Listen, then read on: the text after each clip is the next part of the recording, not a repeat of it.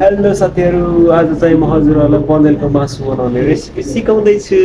यहाँ चाहिँ हामीले प्याज, टमाटर, धनियाँ पत्ता, खुर्सानी, लसुन अदुवाको पेस्ट लगायत नुन बेसार आवश्यक सामग्री रेडी पारिसकेको छ भने यता भाँडा गरम भएर तेल हाल्न सुरु गर्दैछौँ। हामीले तेल ताते कि नै भनेर यसरी चेक गर्न सकिन्छ। तेल तातिसकेपछि पहिला प्याज फ्राई गर्नुपर्दछ। प्याजलाई हामी केही बेरसम्म फ्राई गर्नेछौँ र प्याज ब्राउन कलरमा आइसकेपछि हामीले त्यसमा खुर्सानी, लसुन अदुवाको पेस्ट हालेर एकछिनसम्म राम्रोसँग फेरि भुट्नु पर्दछ।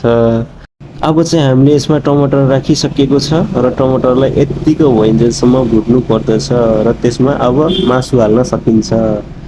मासु हालिसकेपछि एकछिन राम्रोसँग भुट्ने र हाम्रो मासु यत्तिको भइसकेको छ। अब चाहिँ हामीले स्वादअनुसार नुन त्यसमा हाल्छौँ। हामीले चाहिँ नुन हालिसकेपछि एकछिनसम्म छोपेर राख्नुपर्दछ र हाम्रो मासु यस्तो प्रकारको भइसकेको छ। त्यसपछि हामीले ग्रेभी बनाउने हुनाले यसमा थोरै पानी एड गरेर त्यसलाई एकछिनसम्म चलाउन सक्छौँ र यसमा जिरा पाउडर, धनियाँ पाउडर, बेसार, कश्मिरी मिर्च र रातो खुर्सानी हालियो र हाम्रो मासु यस्तो प्रकारको भइसकेको छ भने यसमा अब हामीले धनियाँ एड गर्छौँ। धनियाँ एड गरेपछि अलग टेस्ट आउँछ नि। फाइनल्ली हाम्रो बँदेलको मासु चाहिँ इन्डियन डिसमा तयार भइसकेको छ। हाम्रो रेसिपी कस्तो लाग्यो कमेन्ट गरिदिनु होला र लाइक, सेयर, सब्सक्राइब चाहिँ गर्न नभुलिदिनु होला।